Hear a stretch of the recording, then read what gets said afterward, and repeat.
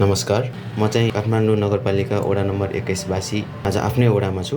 1 घण्टा पनि नलाग्ने कामको लागि 1 हप्ता लगाएर 4 पटक वडा धाएर जन्म दर्ता बन्द रहेछ। पहिलो पटक चाहिँ म मङ्गलबार वडामा जाँदाखेरि चाहिँ सचिवजी हुनुहुन्न, भोलि आउनु भनेर फर्काउनु भयो। दोस्रो दिन बुधबार 11:30 बजेतिर सचिवजी आउनु भएको छैन भन्नुभयो। फेरि कतिखेर आउनुहुन्छ त भनेर बुझ्दाखेरि ठेगान हुँदैन भनेर फर्काउनु भयो। पछि मैले इन्टरनेटबाट उहाँको नम्बर खोजेर सचिवजीलाई फोन गरेर लगभग दिउँसो 1:30 बजेतिर वडा पुगेर उहाँको साइन गराएर तोक लगाएर फर्म बुझाउन जाँदाखेरि आज बन्दैन, तपाईँको सोमबार मात्रै हुन्छ भन्नुभयो। म पुगेको बुधबार, शुक्रबार खै के को बिदा थियो अरे, आइतबार पनि बिदा, त्यही भएर सोमबार भन्नुभयो। के को लागि चाहिँ सोमबारसम्म त भन्दाखेरि हो जन्म दर्ता बनाइदिने स्टाफहरू उहाँहरू चाहिँ सबै बिदामा हुनुहुन्छ अरे। 3 जना हुनुहुन्थ्यो अरे, 3 जना बिदामा छ अरे। एकजना चाहिँ पहिल्यैदेखि बिदामा, अर्को चाहिँ खै कहाँ जानुभएको अरे, अनि अर्को एकजना स्टाफ चाहिँ नि उहाँको ससुरा बित्नु भएको भएर अब के गर्न सकिन्छ त भन्दा फर्मको पछाडि नम्बर लेख्नुहोस्, फोन आएपछि मात्रै आउनु, नभए नआउनु, किन भन्दा धेरै कामहरू पेन्डिङ छ,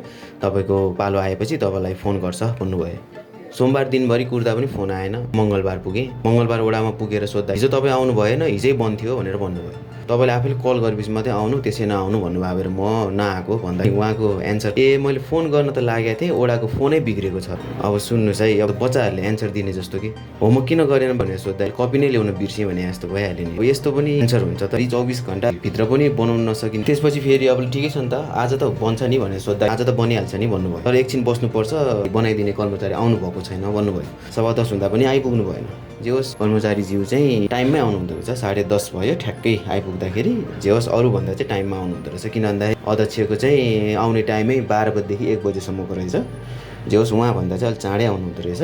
उहाँ आउनु भइसकेपछि 10 मिनटमा त मेरो बच्चाको जन्म दर्ता मेरो हातमा आइसकेको थियो। त्यसपछि सचिवज्यूको साइन गड्डामा लेखेर मैले साइन गरेपछि काम सकिँदो रहेछ। लगभग मेरो काम 20 मिनटमा सकियो। आधी घन्टामा सकिने, ल म्याक्सिमम राख्यो भने ल 1 घन्टै राखौँ न। म 4 चोटि पुगेर 1 हप्तामा चाहिँ मेरो हातमा बल्ल जन्म दर्ता पर्यो भनेपछि अब सरकारी अफिसमा भनेर त केही काम लाग्ने होइन। उहाँहरू त्यस्तै नै हो, पहिलेदेखि चलिआएको चलनै हो। त्यही भएर चाहिँ 21 वडावासीहरूलाई चाहिँ केही काम गर्नु छ भने चाहिँ जे होस् 1 हप्ताको समय निकालेर चाहिँ नि वडामा जानु होला। अरू त त्यस्तो केही छैन। अब त्यही हो, हाम्रो 21 वडा, राम्रो 21 वडा, प्यारो 21 वडा। धन्यवाद।